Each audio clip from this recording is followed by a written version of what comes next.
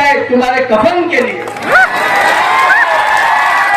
या वार्डाचा नाही, परंतु एक पत्रकार असल्यामुळे आम्हाला राजकारण चांगल्या पद्धतीने कळतं. राजकारणामध्ये ज्यावेळेस एक कार्यकर्ता मन तन धन पासून जेव्हा काम करत असतो आणि त्याची जर त्याला एक उमेद असते की आपल्याला कुठेतरी एक मार्ग भेटला पाहिजे, जनतेची सेवा केली पाहिजे, परंतु काही धनग्रस्त जे लोक असतात जे मागच्या दाराने येऊन त्या जो कार्यकर्ता असतो त्याला मिटवण्याचा प्रयत्न बरेचसे लोक करतात. माननीय बाळासाहेब ठाकरे यांनी ज्यावेळेस शिवसेना ही अंमलात आणली त्यावेळेस गावागावातील व्यक्तींना सरपंच केलं, कोणाला मंत्री केलं, अनेक ठिकाणी लोकांना हे केलं आणि अनेक लोक त्यांच्या माध्यमातून मोठे झाले. परंतु भाजपमध्ये एक असा प्रकार आहे, तुम्हाला सांगतो, ज्याच्याकडे धन तो सावकार आणि कार्यकर्त्याची म्हणजे कार्यकर्ता त्यांना तो लागतच नाही. जाय तो कार्यकर्ता त्यांच्यासाठी लाठी जाऊ जेलीत जाऊ या प्रचारासाठी तो एकत्र. जसे विजूभावांना जे आश्वासन देण्यात आलं होतं ते करण्यात आलं नाही, त्यामुळे आज त्यांनी जी सभा भरवली आहे. तुम्हाला एक सांगतो, आपण पठ्ठा लोक कष्टकरी लोक आहेत, दिनभर काम करतात, लोकांचा भाडा धुवायला जातं, 200 ते 300 रुपये आपले भेटतात महिन्याला. आपण आपली सुखसुविधा कधी यांना देतच नाही. आमच्याकडे गटरी आहेत का, रस्ते आहेत का, नाले आहेत का, यांकडे कोणी ध्यान देत नाही.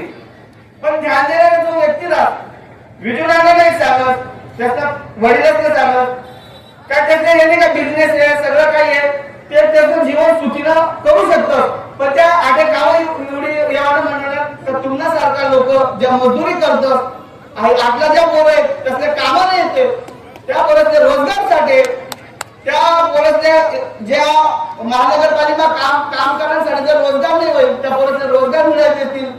अनेक रोजगारासाठी मला कोणत्याही कामासाठी नाना घाई येतं, परंतु आज त्याच्या संगीत जे व्हायले ते अत्यंत, तुम्हाला काय वाटत आज नाना बरोबर जे व्हायले योग्य व्हायले का अयोग्य व्हायले, काय सांगू, काय वाटत तुम्हाला? हो नाही, तू शेवट ऐकू संविधान बना डाला, एक चाय बेचने वाले को पंतप्रधान बना डाला. ये मेरी माँ बाबू के हाथ में वो ताकत है. विजय नाना को महानगर पालिका में रोकने वाला कोई नहीं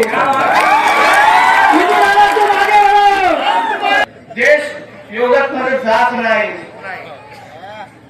दारूची बाटली आणि मटणाची थैल्यानी देश प्रगतीला जात नाही आणि युवा हा सुधरत नाही. गज लीडर बघितले, गज लोक बघितले आम्ही. एका लीडरच्या मागे सगळे पोरं बर्बाद होत आहे. चांगला उमेदवार निवडून द्या, तुम्हाला रोजगार नाही मिळाला तर विजू नानाला सगळ्यात पहिले विरोधात बातमी लावणारा जर कोणी असेल तो जानी भाई असेल.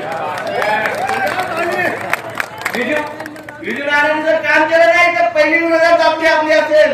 पण युवकांना एवढा हात जोडून विनंती करतो, हम नहीं वो चीज के पर हमको भी ये करते हैं कि हमारे जो भाई है,